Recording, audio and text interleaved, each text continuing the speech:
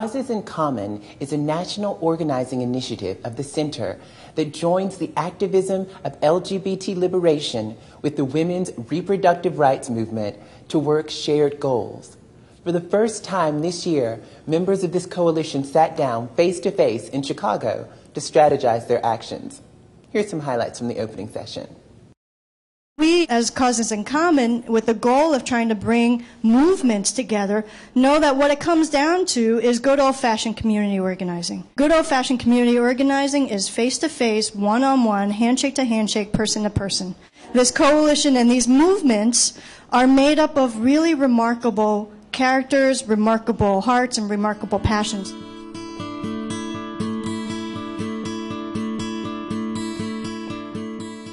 Our movement has always been a pro-choice movement, even in the specific definitions of the work that we do. Choice of who we love, how many we love, how we love, choosing to make love, have sex, even when doing so for many of us in the room made us outlaws.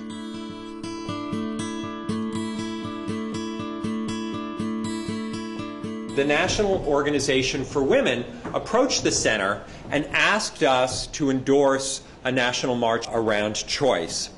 And our board of directors thought about it a lot, talked about it a lot, had to have the is it a gay issue question, and ultimately voted unanimously that yes, reproductive freedom is indeed a queer issue, it's our movement's issue, and it's a center issue.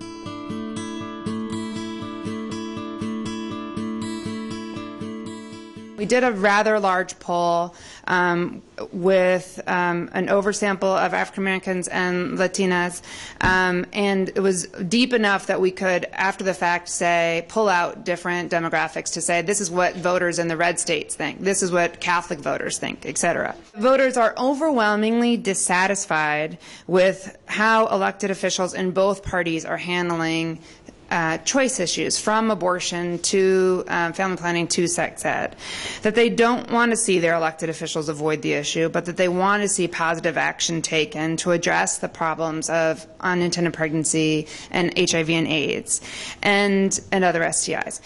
And that they overwhelmingly saw policies that increase access to birth control and comprehensive sex ed as common sense solutions that they strongly favored.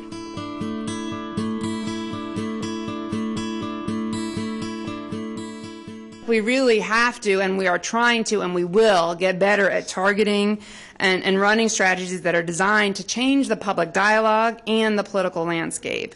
So for targeting, we are really making a strong effort within Planned Parenthood to consciously identify the members who are politically vulnerable, to know who won their last seat by a margin of 4% or less, to make sure that together we have that many people plus one, and that they are making their feelings known about what's happening. We need to organize them and raise holy hell if these folks vote against us. And we have to have these kinds of thanks and spanks campaigns that are disciplined and that are follow through and that are consequences. I think it's like a main tenet of parenthood that it's all about the consequences and the follow through, and we need to apply that to our politics.